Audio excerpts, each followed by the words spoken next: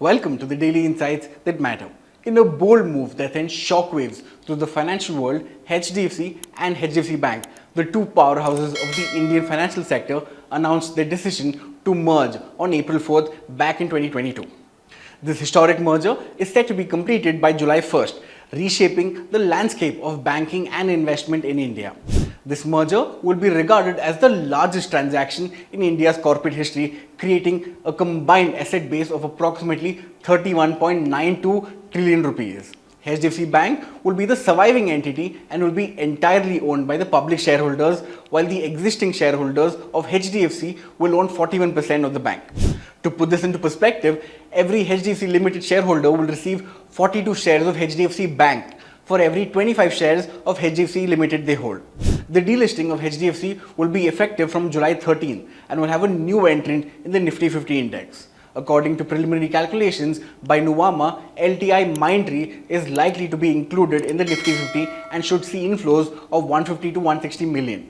Having said that, the HDFC Twins merger will create India's second largest financial institution by assets after the country's top lender, SBI.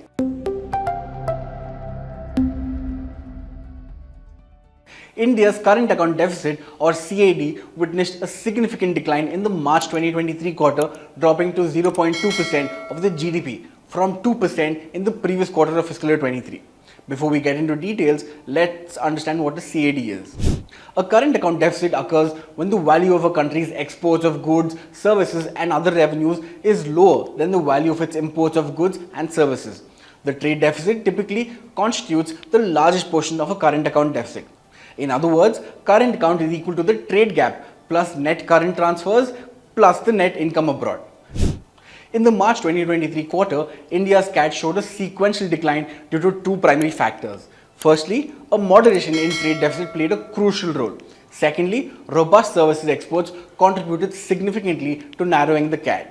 In fiscal year 23, as a whole, India's CAD had widened to 2% of GDP compared to 1.2% in the previous fiscal year. This widening was primarily driven by an uptick in merchandise imports influenced by higher global commodity prices, leading to a larger merchandise trade deficit. It is important to note that the current account balance, whether in deficit or surplus, serves as a significant indicator of an economic external health. Given that India is a net importer, a current account deficit is expected. Looking ahead, there is a possibility of some moderation in the CAD as India's exports and import values are anticipated to soften. This could be attributed to weak external demand and lower international commodity prices, which might contribute to a more balanced current account situation in the future. This will reduce India's external vulnerability in the midst of global economic uncertainties. With that, this is me, Rahul Hassan, signing off. Have a great day and stay safe. Did you like watching this video? Then download our app, Informed Investor, to watch more such informative and interesting videos.